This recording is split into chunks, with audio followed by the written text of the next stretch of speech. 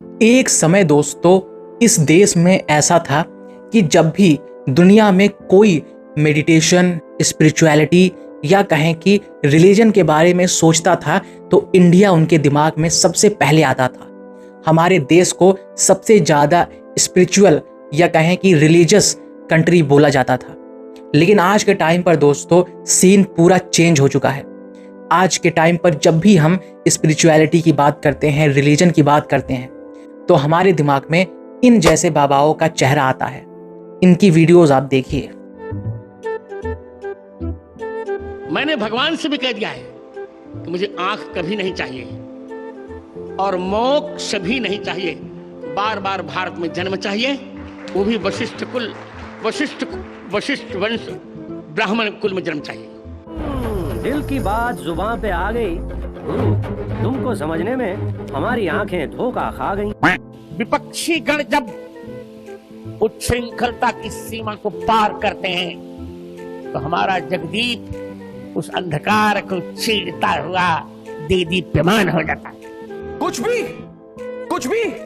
अब इनकी ऐसी बातें सुन करके बहुत ही ज्यादा दया आता है अपने देश पर कि हमारे देश की स्पिरिचुअलिटी, हमारे देश के स्टैंडर्ड्स कहां से कहां गिर चुके हैं। इस देश ने दोस्तों बुद्ध, कबीर और नानक जैसे लोगों को जन्म दिया है। इस देश ने दोस्तों ओशो और कृष्णमूर्ति जैसे लोगों को अपनी जगह दी है। और इसी देश में आज के टाइम के गुरु, जिन्हें हम स्पिरिचुअल लीडर कहते हैं, जिन्हें हम समझते हैं कि लोगों को वो मार्गदर्शन देते हैं, वो उन्हें उनके जीवन का लक्ष्य या कहें रास्ता बताते हैं, वो ऐसी बातें कर रहे हैं पूरे तरीके से इलॉजिकल, पूरे तरीके से फेक। उनकी बातें ही सुनकर हम समझ सकते हैं अगर हम थोड़े बहुत भी एजुकेटेड हैं तो। मैं दोस्तों अपना पर्सनल एक्सपीरियंस शेयर करना चाहूँगा। जब मुझे पता चला कि स्पिरिचुअलिटी नाम की चीज़ क्या होती है तो मैं बहुत सारी चीज़ों से धीरे धीरे एक्सपोज हुआ।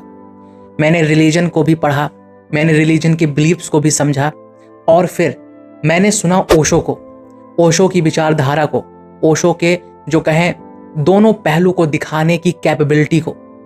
और मेरे नज़रिए में, मेरे पर्सपेक्टिव से ओशो अभी तक के one of the greatest spiritual teacher हैं। और मैं ऐसा क्यों कह रहा हूँ वो आप तभी समझ सकते हैं जब आप धर्म का चश्मा उतार करके ओशो को सुनेंगे, उनके बातों को अपनी लाइफ में अप्लाई करेंगे। दोस्तों आज के टाइम पर जो चल रहा है रिलीजन्स में स्पिरिचुअलिटी के नाम पर, वो इस तरीके से लोगों का ब्रेन वॉश कर रहा है जिसका कोई हद नहीं है। धर्म के नाम पर पॉलिटिक्स किया जा रहा है, स्पिरिचुअलिटी के नाम पर ढेरों पैसे डोनेशन में लिए जा रहे हैं। यहाँ पे मैं किसी संस्था का नाम नहीं लूँगा, लेकिन आप समझ सकते हैं मैं किसकी तरफ इशारा कर रहा हूँ। अब जो लोग ओशो को नहीं जानते हैं वो ये सोचेंगे कि आखिर क्या है ऐसा ओशो के बातों में, उनकी टीचिंग्स में, जो उनको बहुत ही ज़्यादा अलग बनाती है, जिससे लोग उनकी तारीफ कर रहे हैं। दोस्तों मैं आपको एक छोटे से एग्जाम्पल से समझाता हूँ।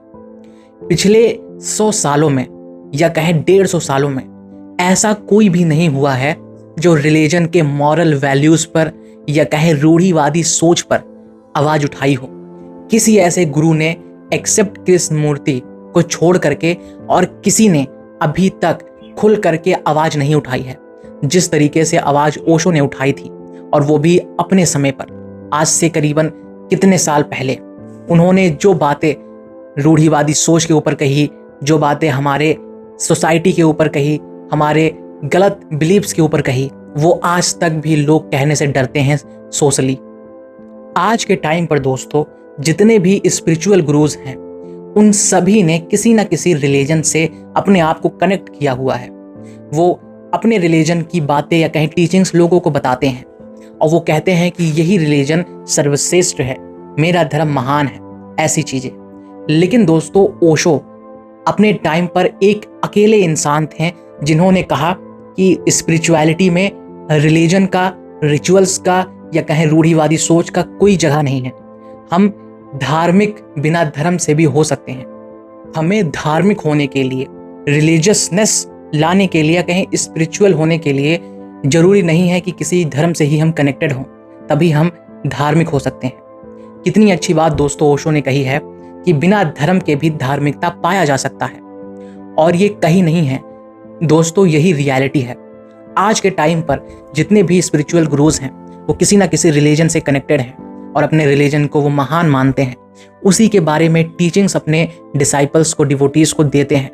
लेकिन ओशो जैसे, कृष्णमूर्ति जैसे दोस्तों गुरुओं ने, लीडर्स ने या कहें ओरिएंटर्स ने हर एक रिलीजन को स्टडी करके, समझ करके अपनी इनलाइटमेंट से, अपने साइलेंस से जो जाना है वो बताया है, ना कि कहीं की लिखी लिखाई बातें। आज के लिए दोस्तों बस इतना ही, मिलते हैं नेक्स्ट एपिसोड में।